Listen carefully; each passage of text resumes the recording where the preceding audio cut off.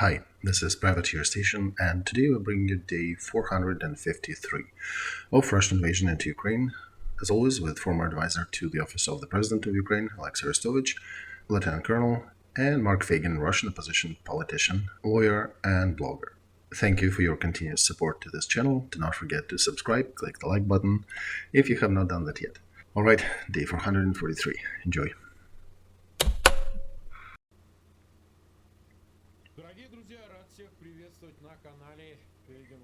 Dear friends, glad to see you all on Feygin Live. It is Monday, 22nd of May, 10 p.m. in Kiev, 10 p.m. in Moscow, and we are doing the usual stream on our channel. Day 453 with Olexiy Arestovych. Olexiy, glad to see you. Likewise. Alright, we have 35,000 already starting with us, 10,000 click the like button. It'll be a special stream. We'll be discussing a lot of interesting developments. Please continue sharing links in your social media, sharing it with friends, with those people who need to see that stream, that data. And do not forget to subscribe to Feygin Live, to Olexiy Arestovych, and of course to the Privateer Station if you are listening or watching that in English. And here we start. Before we begin, I will remind that we do interactive polls during the live streams. Today is dedicated to the events in Belgrade region of Russia, so please vote. If you are watching us live, the question today is, will Russians take the side of Putin's adversaries if they invade Russia, like in military invasion? And we continue. The main topic today of today's stream is events in Belgrade region of Russia, and where Legion of Freedom of Russia and Russian Volunteer Corps, comprised of Russian citizens fighting for Ukraine amidst Ukrainian military. Many people have doubts if they exist. I actually, when visiting Kiev, saw the Legion of Russia and met with their leadership, and I can support that I can vouch that this legion exists. I do not know the exact numbers, but I have seen quite a few of them. And today there are definitely real fighters of that battalion and of the Russian Volunteer Corps. They ventured a special operation into Belgrade region. They took 3 villages. As I understand, the biggest of them is Gaivoronskaya, which they either took or are fighting around it. So what can that mean? Does it mean that there is a test how possible it is to transfer this war to the territory of Russia, at least the border territories of Russia? Maybe take Belgrade or take Bryansk. Mark, to take or to liberate? Of course to liberate. I don't think it's about definitions in this case. No, Mark, these nuances are important. And not even that people are watching our slips of tongue, but we should start correctly. Just like Chinese did with correcting the names of cities, right? So if they're capturing, that means that Putin is right. If they are liberating, then Putin is in the wrong and they're taking them. So these are citizens of Russia. These are people who call themselves Legion of Freedom of Russia, and their goal is to liberate Russia from not somebody abstract, but from Putin's dictatorship. And of course there are political forces who politically declared in Berlin upon their gathering that they will be resisting Putin, and Putin is to be dethroned. And people in this legion, they came to this ideation too, that they will be fighting for freedom of Russia. There is nobody with Ukrainian passport there. They're Russian citizens. And their ideation is to help win the war in Ukraine and then help Russia get rid of Putin. And how to put it delicately, we're watching their actions with surprise and excitedness. How effective are they working across the border? And I think now it dispelled all the questions about their existence. They see that they do exist. And if to switch to a political side of it, I do like the reaction of Putin's side to this event. And by the way, speaking of dictionaries and names, today we're not saying troops of Russian Federation. We need to say there is Putin's side, and then there is the side of armed opposition to Putin, which is actively resisting. So Putin's troops, from the military standpoint, they are very unprepared, ill-prepared to what's happening. It's already night. I understand Legion of Russia is all there, and they're not getting ready to leave. They shot down Russian military helicopter. They destroyed an operative group of FSB. They attacked military targets in the area. And if to note, even by Russian media, there are no dead among civilians in the area. There are some wounded announced, but it's a good question among whom and by whom. The first things that appear in the news when Russians invade here in Ukraine, and when Putin's troops, they're dead civilians. And now the question, who loves Russia more? Putin's troops or the liberators? Because even according to official media, there are no dead people among civilians. And according to their statements, they also do not understand on Russian side how many groups are there. They're just saying that they're cutting roads. And if you look at their statements, they are starting to switching into defensive mode, even in Belgrade region of Russian Federation. So not even talking about Ukraine, right? So this is very peculiar that Legion and RVC, Russian Volunteer Corps, also crossed the border and decided to take it out to the enemy.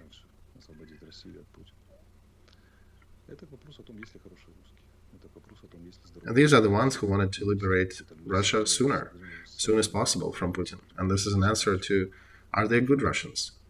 Yeah, they do. They do exist. And they are fighting, they're resisting Putin's regime with arms in their hands. And they were showing wonders of heroism on the hottest parts of the front before.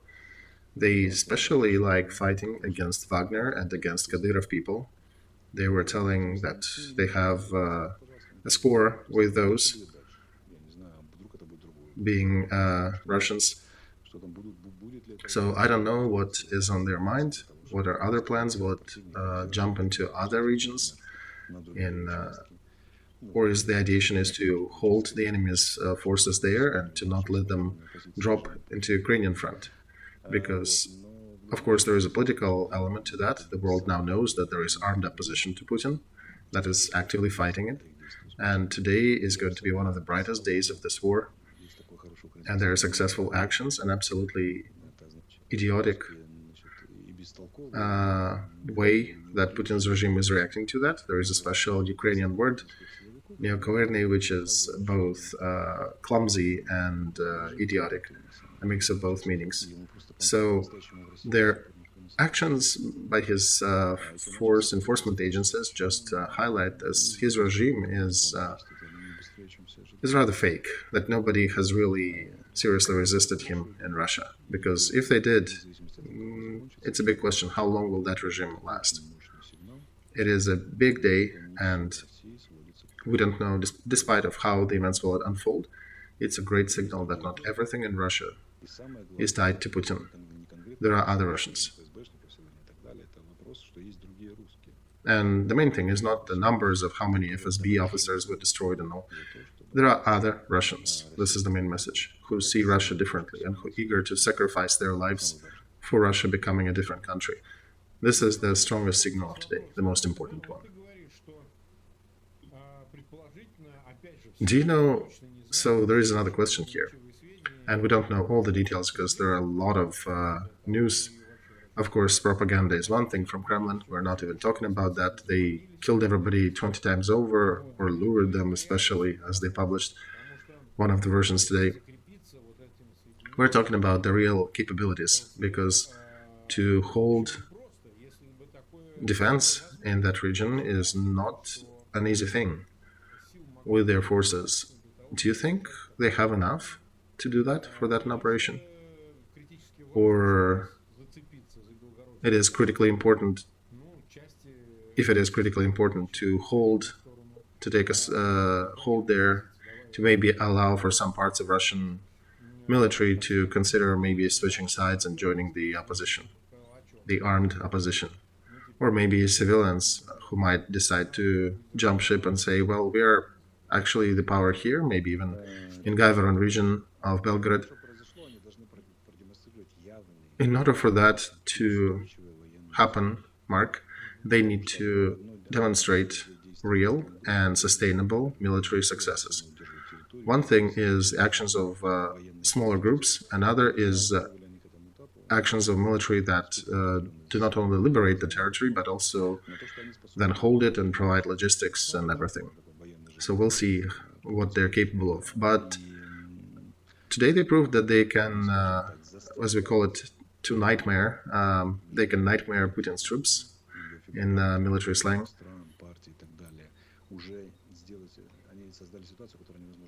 They definitely can. They showed that, and they created a situation that cannot be ignored. And now people need to make their mind and their attitude to Russian opposition, and that specific active part of it. And that piece by piece is taking away Putin's representative power, or his claims that he is representing the citizens of Russian Federation. Military aspect of it doesn't really bother me too much. I'm mostly concerned on the political side of it. This is probably going to be the biggest splash. And if eventually on the territory of Russian Federation there'll be zones free from Putin, with their own administration, with their military regime, and maybe eventually military detachments will start switching side as well. This will be the start of the end of the regime, literally. And if they, in Moscow, thought that they can just trample all over Ukraine and figuring out if they can bite a piece of Kherson, Lugansk, or Donetsk regions, they were very wrong, and now they can see how wrong they were. The most interesting part is that there are not too many troops on the Russian side, so their capability to resist an armed opposition is very limited. They were not ready for that scenario, and they don't have physical forces to actually actively oppose armed opposition. We'll see how they will react. Now I don't think they know what to do. This opens a very rich perspective road, and later we'll see. It's difficult to say about the plans of this, of these detachments of RVC or Legion Freedom of Russia, but the main thing happened. The main factor here, I'll repeat myself again, is political. That there is political opposition to Putin's regime, that there are Russians who do not associate themselves with that tyrant. They are actively fighting for the removal of Putin from power, and they have enough forces to continue armed fight, and they can create territories in Russian regions free from Putin's reign, and that they fight in a civilized manner, unlike Putin's orcs. And the might of that signal, I think, would not even be able to be stifled even by military achievements.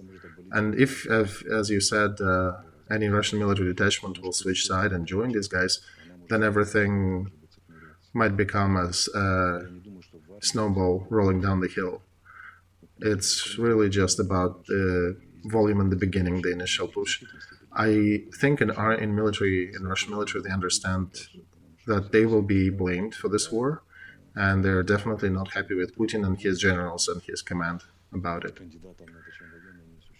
And they understand that they'll be the scapegoats. If Putin allows Prigozhin to yell at the military, he wouldn't do that by himself. Of course, Putin basically sanctioned it. And they can predict what's going to be later. 17 big leaders were replaced and changed during this operation in the Russian military, so I think they understand where it goes. And I think sooner or later there will be people so upset with the regime who might consider changing sides. So, look, it's important here the reaction of the West. Moscow, time and time again, is appealing to the West, calling Ukrainian regime a terrorist regime, etc. And of course, they also concede that the West is behind, is propping up that regime. And they want to attract either pity or support or other countries to express concern that, well, it shouldn't be how the territory of Russia can be invaded. But the West doesn't bite. It doesn't react to that. What can they say, Mark? And it's about everything. It's about the explosions in their cafes, the assassinations of their propagandists, Crimea Bridge, etc. What can the West say? We forbid Russians to resist Putin? It is not Ukrainians who invaded. Well, true, but the West is also mum about Ukrainians, right? I think the West made a principled decision that that's it. The West is not just mum. The West said a very interesting thing. They said we are against the use of F-16s on the territory of Russia, but Crimea is a territory of Ukraine, so you can use it there. And here we have a nuance, because modern Putin's Russia also thinks that it's not only Crimea, but also Zaporozhye, Lugansk, and Donetsk regions that are, and Kherson regions that are part of theirs. So from their legal standpoint, however legal it is, the war is already raging on their territory. And what? And nothing, right? So how formally, after they annexed Kherson, Donetsk, and Zaporozhye and Lugansk regions, when they voted, how Belgrade is different from that? It's not. Kursk region and Voronezh region and Bryansk regions are not different from those. They're also part of Russia. And they keep fighting, right? We also need to take a look from a different point of view. Today I was watching some Russian press, and they achieved an interesting conclusion there. They said that a special military operation that is being conducted on the territory of Belgrade region, that was their formulation, and we understand that it is Russia that is conducting special military operation on the territory of Belgrade region. The initial goals of that operation were, from their point, demilitarization, denazification. So they're denazifying and demilitarizing Belgrade region. That means that they're conceding that it doesn't really belong to them, and if they really have to conduct a special military operation. That means that they start to understand that it probably is not belonging to them anymore, as it used to. So we also have a speaker of Department of State, Matthew Miller, who is saying that we definitely highlight to Ukrainians that we do not support the attacks outside of Ukraine, but we also need to remind the world that Ukraine was not the aggressor, and the aggressor in this war is Russia. And we do not need to weigh them equally. And this is what G7 also outlined yesterday. Even in the line of rhetoric, one should not equalize both countries in this conflict.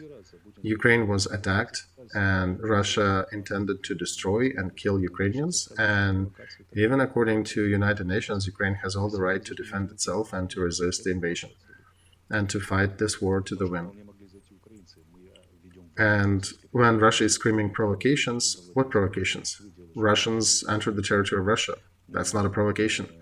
Even Ukrainians could enter the territory of Russia. We have a full international right to invade and to bring this war over to their territory, according to all the international laws and of war and peace. And we're not doing that because we are concentrating our efforts on liberating our own territory. But from the point of view of Russian command, which is conducting, as they say, special military operation, they have a new front now opened that they need to service. They need to keep troops there. And a question, if that front hadn't opened, where would these troops be? Of course, they would be on the front in Ukraine. They would be somewhere near Bakhmut, near Kremenaya, near Zaporozhye. Well, congratulations, you got a new front. with the necessity to keep maybe 60,000 there instead of keeping them near Tokmak or Avdiivka. So from pure military point of view, this is good for us. Of course, this is very logical, and our poll continues. The question is, will Russian change side to the opponents of Putin who invades Russia? 51,000 voted. Yes, they will. 43%. No. 51%. Regardless, the poll continues. We have 204,000 watching us, and we continue our usual stream. Let's also talk briefly about the other parts of the front. What is the situation there?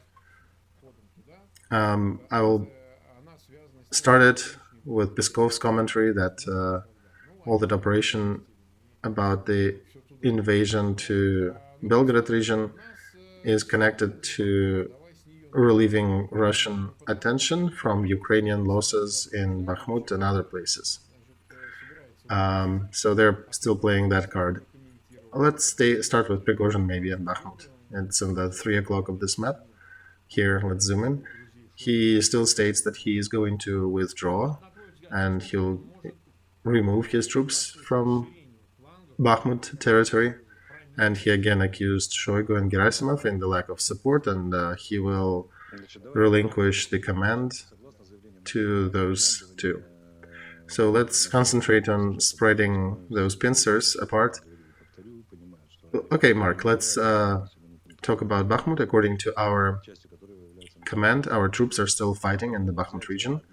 As any military specialist, I will say that there is no defense of just a town or a village. It's usually a defense region, and taking just one element of that defense region doesn't mean that the whole defense has collapsed.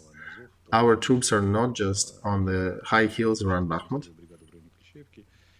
Today, for example, the 3rd Special Brigade, Azov, in other parlance, they also said that they were successful in the southern pincer near Klishivka, and they counted something like 200 dead Russian fighters, Putin's fighters on that side. And we have a situation when one side is claiming that they have taken the town, and the other side that is demonstrating prisoners they captured while encircling it on the sides. To bring it to regular parlance, one guy may be saying that I hit this dude and I smashed him well and I hit him right in the face, but his friends came to both sides of me and are duking me and kicking me on the sides. Am I a victor in this case, right? So, and our officials who decided that we're not using information as a weapon, our officials are still saying that we resist in Bakhmut.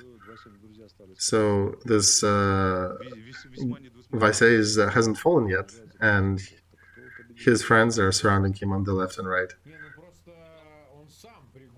So who's the winner in that situation, or tentative winner?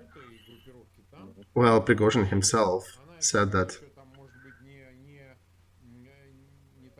the threat of encirclement of that group in Bakhmut, it exists. He acknowledged that. He says it's not too dangerous yet, but he is mentioning that we're not even... It's not us just talking about that. And right, and he's also looking for a way to jump off that situation. Do you think he will be allowed to? He wants to. He wants to real much. He made a statement on the 10th of May, and he continues to. The reason is understandable. He is not given inmates anymore, and he wants to save the core of his Wagner troops, which are his lifeline and his money line. So out of their total about 8,000, they lost about 2,000, and the tempo is really bad for him. So he understands that with lack of that core, he'll not be able to carry out anything in Africa or any other parts. And he is screaming louder and louder that he wants to leave the territory. He wrote an attacking letter to Shoigu, an open letter. And I see that as his attempts to jump off that front. First one in my mind was when he said that they legally captured Bakhmut. Basically, please carry on from here. But he is not relieved yet.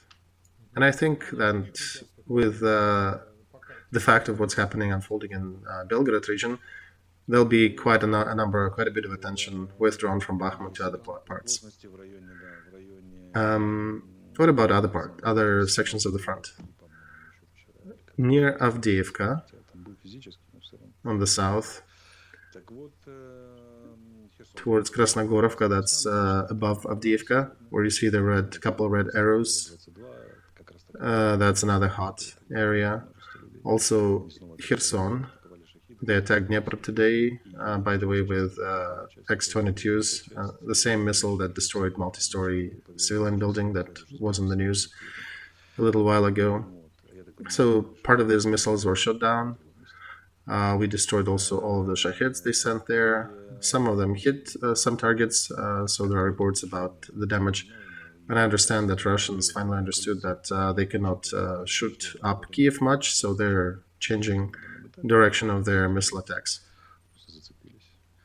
And there are more local fights in Kherson and Zaporozhye. One needs to understand that the front is very different. Out of 1,300 kilometers, we have maybe 120, 150 kilometers where something active is happening, and maybe 50 kilometers where things are real hot. On the rest parts of the front, we do not diminish the events happening there, but in the overall scheme of things, the interaction between both sides is weaker in those parts. And compared with Bakhmut, for example, that's a much quieter part of the front. Bakhmut is, of course, the hottest. And they can't even claim Bakhmut to be a success because right now it is facing a risk of being surrounded. And I'm looking at the statements by Prigozhin. It all looks like he understands that it's a Bakhmut trap, and he's trying to leave that trap, at least by his Wagner troops, and maybe leave military defending it. All right, so we got the situation on the front. I understand, thank you. And let's discuss other news in that light. Peskov confirmed that Putin and Lukashenka are to have another meeting this week in Moscow, when there'll be other events happening related to the Union. And we remember the pictures of his last visit, where his hands were bandaged, Lukashenka, that is. And apparently that was not enough. He is visiting Moscow again. Something they're discussing, something very important. Do you have a feeling that Putin is trying to lean Lukashenka to bite into something else? Or maybe get rid of him eventually? Well, the intensity of these contacts does mean that there is some decision in the making, Mark. But I wanted to address the other angle of it. I think Lukashenka is looking at Belgrade region and is seeing some nightmares in his dreams. And that may be one of the arguments for Putin, because he might try to threaten Lukashenko with possible events in Belarus. But as I understand, Kalinovsky detachment is tied up near Bakhmut, and they cannot spare forces to do anything with Belarus. So today we'll see what's going to happen. Yeah, we saw that Protasevich was let go today, so we'll see what is unfolding there. But definitely they're discussing something interesting. It is difficult to say. These are consultations about something. Do you think he's maybe leaning on him to join war? He can't, Mark, because Russian army took most of his ammo. If I saw the numbers that are right, it was 140,000 tons during the 9 years of special anti-terrorist operation on the east, resisting Russia in Donetsk and Lugansk regions. We spent 70,000 tons.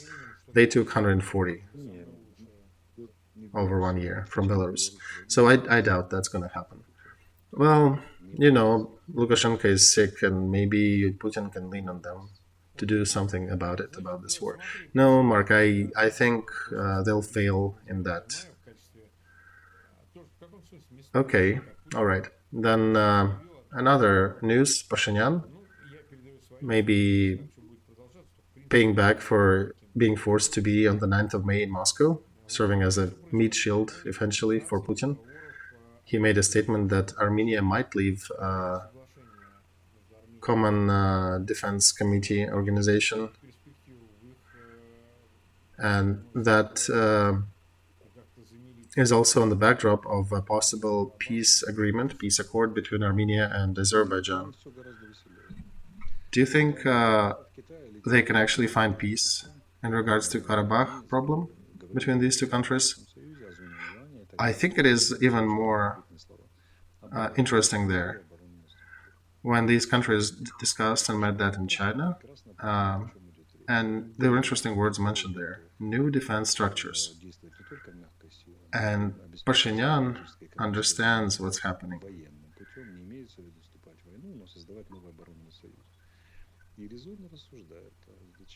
And he sees that China is now eager to not join wars, but to at least create possible unions, defense unions. And he thinks that he doesn't care about Putin, right? But because Putin did allow Azerbaijan and Turkey to do their own carry out their own politics, then Armenia may seriously pose a question: why do I need Putin and his defense organization? And by the way, these consultations between Putin and Lukashenko, they can be related to that.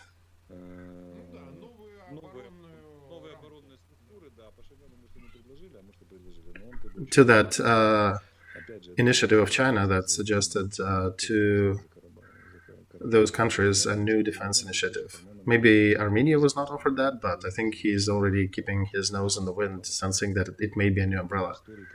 And he's already coming out with a suggestion to acknowledge that Karabakh, they may acknowledge it to be Azerbaijan territory if the guarantees for the Armenian safety are provided, because there are a lot of Armenians living there.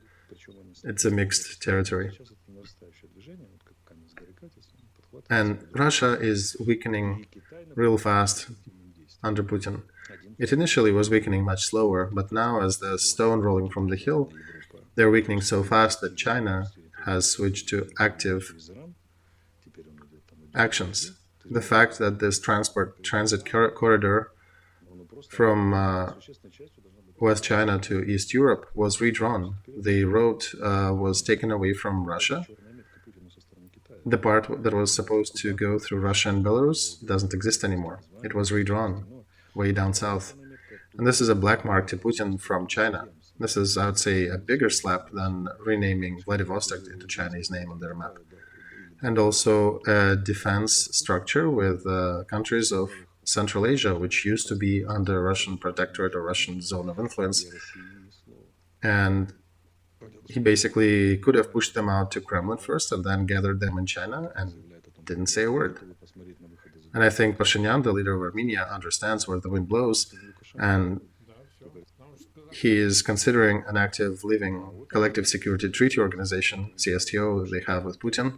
And who's going to stay there? Just Lukashenko. Because, Kazakhstan also has questions about this organization.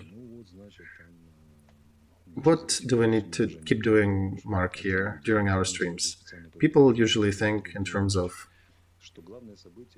especially when our viewers, for example, are not trained in certain events and reading them, that, taking Bakhmut may be a main event or not main event. Did that Russian legion reach Gavaron village or not? This may be somewhat important, but the main events are happening out of sight. As evolutionists say, the real catastrophes are happen unnoticed.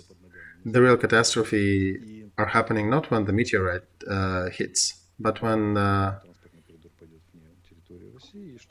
new kind of animals appear, when mammals appear, when dinosaurs still think they rule, but these little mammals are running between their legs and sneaking here and there. They still think they're alive, but they're already gone. Their epoch is gone. And what's happening now there in the south is much worse for Putin than transfer of F-16s, than Hague Tribunal order for arrest. When did China ever create a defense structure, a defense system? And now they're coming out with that initiative. And they're talking about holding Afghanistan in check.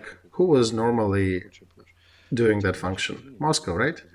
With Tajikistan and with their 201 brigade, which died 3 times over in Ukraine already. So there are tectonic events happening with China and these countries in the vacuum that appeared after Putin's power waned. So imagine Putin calling Pashinyan, asking Armenia to be stronger with the Olexiy corridor, and Pashinyan can answer, dude, you can't even defend your own region in Belgrade. You understand, right, what may happen with, what is going to happen with Putin's authority after today's events. And Chinese are switching now from declarations to actions. This is the most important part, because everything happening in the world is outlined also by counterposition between China and the West. And Chinese are putting that on their official banners. Their general strategy is to see the West as a regional power, and they're seeing China as the rising power. And it's their official strategy by Xi Jinping and Hu Jintao. They all announced that. And what are we seeing in China? We are seeing that they're engaging Putin's regime in the same manner as the West. That they can't even agree about anything with these guys, and they should be discounted. And if it was the West initially making moves against Russia, now China is also making moves against Russia. They're excluding Russia from fundamental economic projects, and they're also excluding Russia from defense systems and organizations. And the cherry on this pie is Pashinyan in Armenia, who is looking at everything unfolding and saying, perhaps we will consider seceding from Collective Security Treaty Organization as well, if we do not see any value for us. And he understands that China is more interesting. China has access to more money, easier credit, less ask, and maybe, hopefully, more stability. So, all right, interesting. Now about Vladimir Zelensky. One of the first spots that he visited was Vatican, where he talked with Pope Bergoglio about the peace initiatives. And Vatican, as the media are writing now, that they do have some responsibilities or some promises in front of Russia and Putin's regime there, that they're wasting their authority on. And Catholic Church authority is in the decline overall. I would say not only Catholic, but all the churches in the world are in somewhat decline. But there are continuous rumors that Putin is seriously concerned with the arrest order, and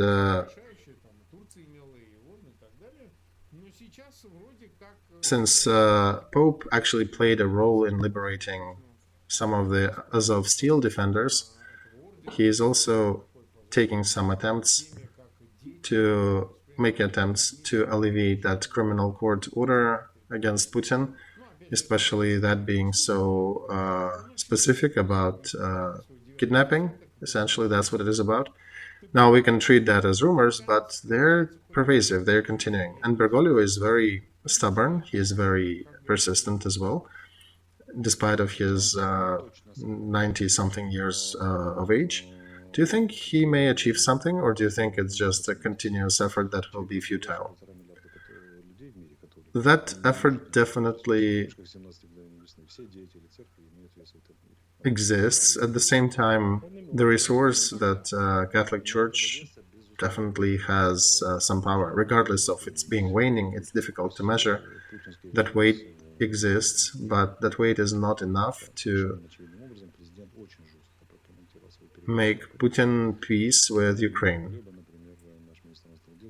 Because our president, upon visiting Pope, made a very stern statement, and Minister Kuleba also made a stern statement as an answer to the Chinese representative. As long as there is one Russian soldier on our territory, we're not even talking about territorial concessions. They sent a uniform message to both Vatican and Chinese that they see that situation in a different light. And G7 yesterday also highlighted that same angle. And the entrance to liberate parts of Belgrade region is also as important as what's happening with G7 today or yesterday, when they said that we will be making peace according to the peace plan of President Zelensky, and that Chinese activities are also on the same level of importance. And yeah, if to look at that, it will mean Crimea and Donbass being part of Ukraine. And G7 also reinforced today that they will continue support of Ukraine military with ammo, with new nomenclature items, with more military systems. And now we see China also pressing Russia in their own interest, of course. Yeah, China wants to bend them over deeper, but definitely against Russian interests. Right, Mark? Definitely against that, as they were declared. So, and it's in the open now. It's not, they're not hiding it. Defense structures in Central Asia, it's difficult to think something anti-Putin, stronger anti-Putin than that. So these are two big events that were happening. All right, the last theme that we'll discuss, there'll be a few announcements at the end. It is about Georgia. And situation there is unfolding. You maybe were following it with these direct flights from Russia and cancellation of visas. The process continues. The process where Georgian Dream, the Georgian leadership and parliament, is getting closer and cozier with Russia. With Putin's Russia, they are reacting to their president's statements. Zurabishvili was expressing concern because these flights are a violation of the sanction regime, and Georgia is violating that regime. And nothing changes, though. Their president even announced boycott to one of the Georgian transport companies that is performing the flights, but nothing is changing. Georgia is still walking towards Moscow and walking away from the West. I was making an appearance, an online appearance to Mikhail Saakashvili library event in Georgia. It was his mother and other faces supporting Mikhail Saakashvili from his committee.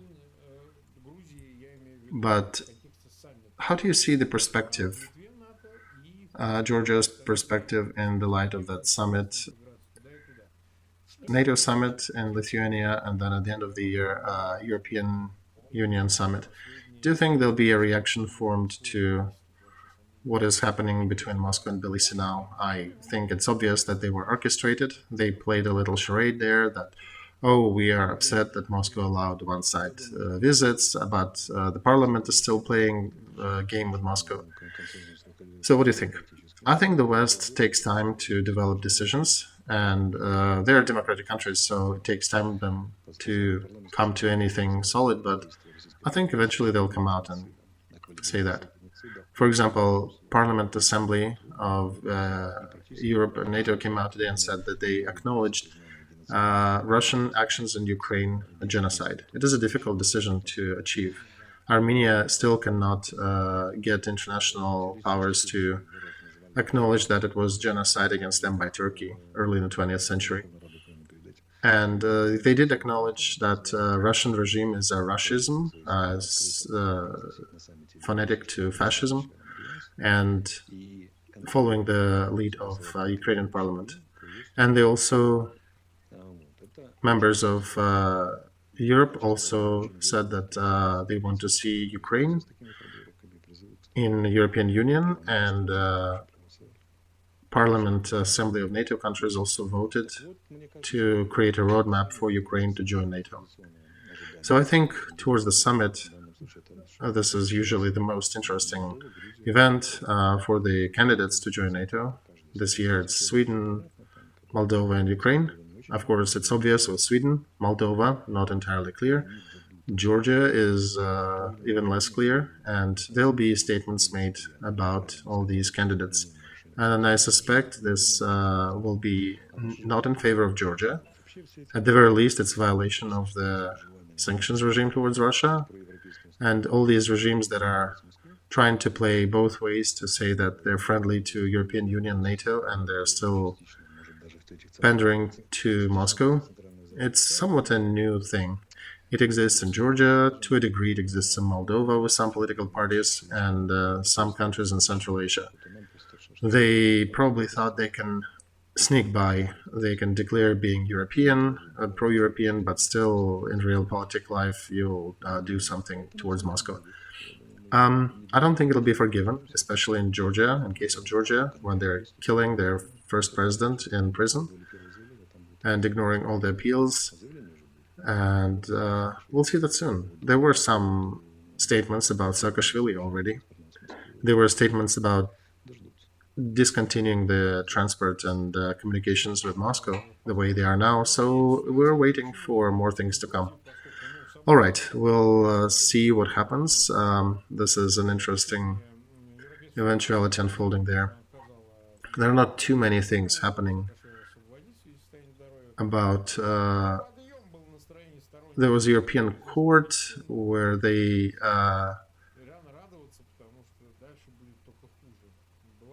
could not sustain a certain motion to extradite Saakashvili or get him out of Georgia because out of the court proceedings because of his physical state. But that didn't fly, and Georgian Dream is actively opposing it. That's the pro-Putin's regime party in Georgia. So we'll see. We'll see. These events are still unfolding. 282,000 are with us. 83,000 click the like button. Our question, our poll, if Russians will change sides and join the forces, anti-Putin forces, if they enter the territory of Russia. 43% say yes, 57% say no. So far, I would say not too many people are sure that Russians will join the armed opposition. We'll see how it goes from here. We also have an announcement. It is in regards to... We have a class leader of city Marganets from Nikopol region. This is a lyceum, high school, and they turned to us saying that these are graduates. They're graduating from the 11th grade, graduating school, and they will not have any events held in town because of the risks of shelling and missiles. Of course, you can't do that. You can't do mass gatherings in the risk of something hitting it and getting everybody dead. So they turned to us, they turned to me actually, asking to collectively congratulate them, and maybe from our viewers, from our whole channel. I do remember my own graduation. I had a little too much to drink. Please don't do that. But I hope that everything will conclude fine in Marganets and maybe enlarge it to all the graduates in Ukraine this year. And let's congratulate you guys with your successful exams, with you finishing the high school. I hope that God will keep watching over you, that you will have a great future. Please continue studying. Do not quarrel with parents too much. Eventually you'll grow up and become parents themselves, and you'll remember the teachers and all. And I give the word to Olexiy. And I will support Mark here too. I will say that, dear students, just to graduate in these conditions, it's already a heroic act. And you've done it under current conditions of this year and the last year. And when you're choosing your future, when you're choosing where to go, how to go, I think I'll trust you'll successfully pick whom to be. And we as grown-up men who already have our own kids that are graduating, I'd wish you to enjoy life, to make a little less mistakes than we made. And I wish you more kindness in your life, and always make a bet on white. Remember that there's more goodness in human than the darkness. And you'll bring light, and you'll continue bringing light. You have not made too many big mistakes. You have not made too many wrong choices. Just remember, you cannot live life in a trial mode. Live it as the real one. And regardless of what's happening, you're making decisions on your own. You are making decisions how you're going to live. So just be honest and trust your inner feelings, and be honest with yourself. It doesn't matter who you become, astronauts, scientists, doctors. Just be great humans.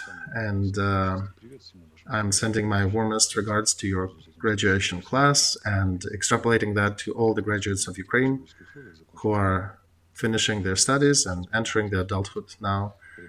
Best of luck and a lot of health and happiness to you, and we'll keep trying to make your lives better, so that you grow up in a country that has dealt with corruption, that is strong, that has a lot to be proud of, that knows where it goes, and understands that children and young adults are our main riches.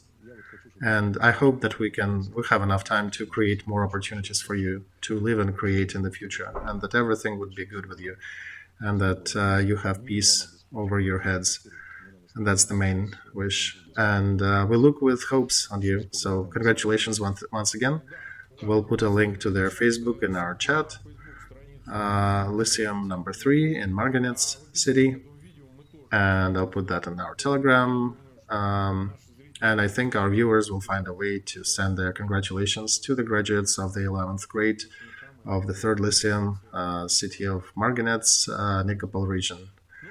And that's it for today. Next stream is on Wednesday, right? 10 p.m. Kiev. And as usual, I remind our viewers to come on Wednesday and join us then. We'll have another streams in between, maybe with Andrei Piankovsky. They may be a little saltier. We'll be discussing the visits to Japan and Belgrade events. They will be probably snarky comments, because Arestovych is an official man and Piankovsky is not. So goodbye, everybody. See you then. Good luck.